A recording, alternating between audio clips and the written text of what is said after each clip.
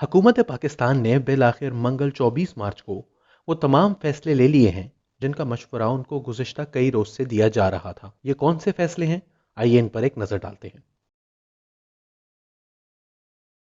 سب سے اہم فیصلہ جس کی طرف وزیر اعظم عمران خان کی توجہ کرونا وائرس کے پاکستان میں داخل ہونے کے وقت سے ہی دلوائی جا رہی تھی، وہ ہے لاک ڈاؤن کی صورت میں دہاڑی دار مزدوروں اور معاشرے کے معاشی طور پر کمزور ترین افراد کی مالی امداد کے حوالے سے۔ گزشتہ کئی روز سے وزیر اعظم عمران خان لاک ڈاؤن کے حوالے سے جس تذبذب کا شکار نظر آ رہے تھے، اس کی سب سے بڑی وجہ وہ یہی بتاتے تھے کہ غریب طبقے کے لیے گزارا ممکن نہ رہ پائے گا۔ بالآخر احساس پروگرام، جسے پہلے بے نظیر انکم سپورٹ پروگرام کہا جاتا تھا، ہی کے ذریعے اس مسئلے کا حل نکالا گیا ہے۔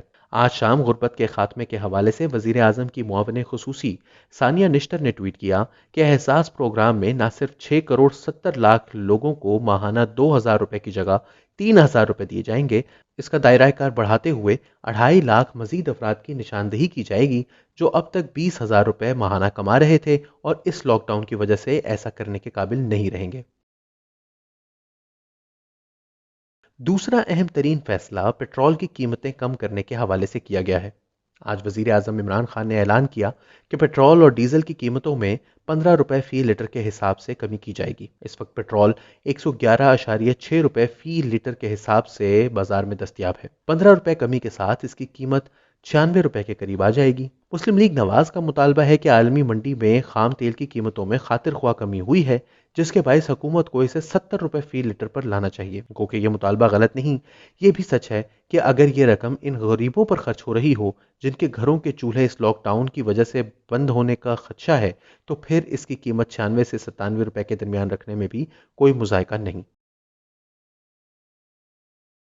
آج کا تیسرا اہم فیصلہ پالیسی ریٹ میں 225 بیسس پوائنٹس کی کمی کا ہے۔ ایک ایسے وقت میں کہ جب دنیا بھر کی مارکیٹس بدترین دور سے گزر رہی ہیں اور سرمایہ دار کا اعتماد انتہائی نچلے درجوں پر ہے، پالیسی ریٹ میں محض 225 بیسس پوائنٹس کی کمی شاید خاطر خواہ نتائج نہ لا سکے۔ پاکستان کی معیشت اس وقت انتہائی کڑے وقت سے گزر رہی ہے۔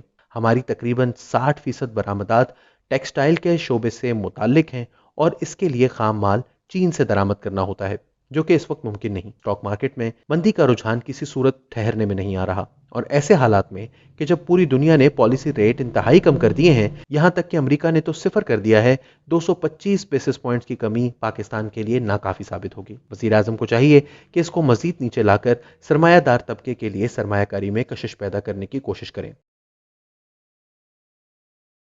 جہاں یہ تینوں فیصلے خوشائند ہیں، سوال یہ پیدا ہوتا ہے کہ حکومت احساس پروگرام کے تحت جو رقم غریب خاندانوں تک پہنچانا چاہتی ہے، اس کی تقسیم کیسے ممکن بنائے پائے گی؟ سب سے پہلے تو حکومت کو بلدیاتی نظام کو فعال کرنا ہوگا۔ ساتھ ساتھ سٹیزن پورٹل پر درج کی جانے والی شکایات کا فوری ازالہ ممکن بنانا ہوگا تاکہ عوام کا اس میں اعتماد بڑھے اور کرپشن کے ذرائع مفقود ہو سکے۔